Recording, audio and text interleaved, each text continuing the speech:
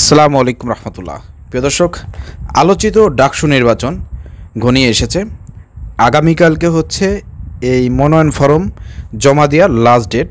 তো আজকে আমরা দেখলাম ইসলামী ছাত্র শিবির, ছাত্রদল সহ অন্যান্য সংগঠন তারা মনোনয়ন ফরম এগুলো ক্রয় করেছে, আগামীকালকে তারা জমা দেবে। ইতিমধ্যে ইসলামী ছাত্র শিবির তারা একটি প্যানেল ঘোষণা করেছে, ছাত্রদল প্যানেল ঘোষণা করতে পারে নাই।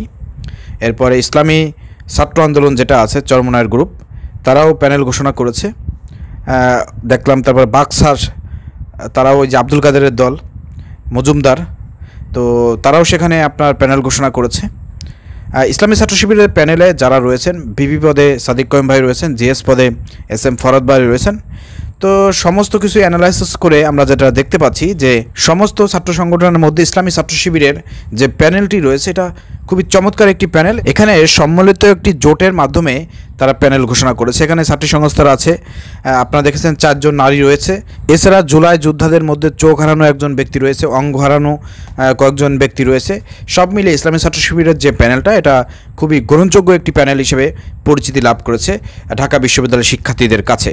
তো আশা করতেছি যে ইসলামী ছাত্র শিবির গত 1 বছরে ইসলামী ছাত্র শিবির ঢাকা বিশ্ববিদ্যালয়ে তারা যে কার্যক্রম দেখিয়েছে, আশা করি যে শিক্ষার্থীরা ইসলামী ছাত্র শিবিরকে পজিটিভভাবে নিয়েছে এবং তাদের কাজে তারা সন্তুষ্ট প্রকাশ করেছে। ইতিমধ্যেই আমাদের কাছে খবর এসেছে এবং আশা করা যায় যে আগামী যে নির্বাচন হচ্ছে ডাকসু নির্বাচন, সেই নির্বাচনে ঢাকা বিশ্ববিদ্যালয়ের শিক্ষার্থীরা তাদের কল্যাণের জন্য ঢাকা বিশ্ববিদ্যালয়ের কল্যাণের জন্য ইসলামী ছাত্র শিবিরকে তারা বেছে নেবে, তাদেরকে বিজয়ী করে ছাত্রদের কাজে, শিক্ষার্থীদের কাজে কাজ করার সুযোগ দেবে। প্রিয় দর্শক, আপনি কি চান ইসলামী ছাত্র শিবির ঢাকা বিশ্ববিদ্যালয় তারা প্যানেল সহকারে জয়লাভ করুক? যদি চান তাহলে কমেন্ট করে জানান, ভিডিওটি শেয়ার করে দেন। আসসালামু আলাইকুম রহমতুল্লাহ।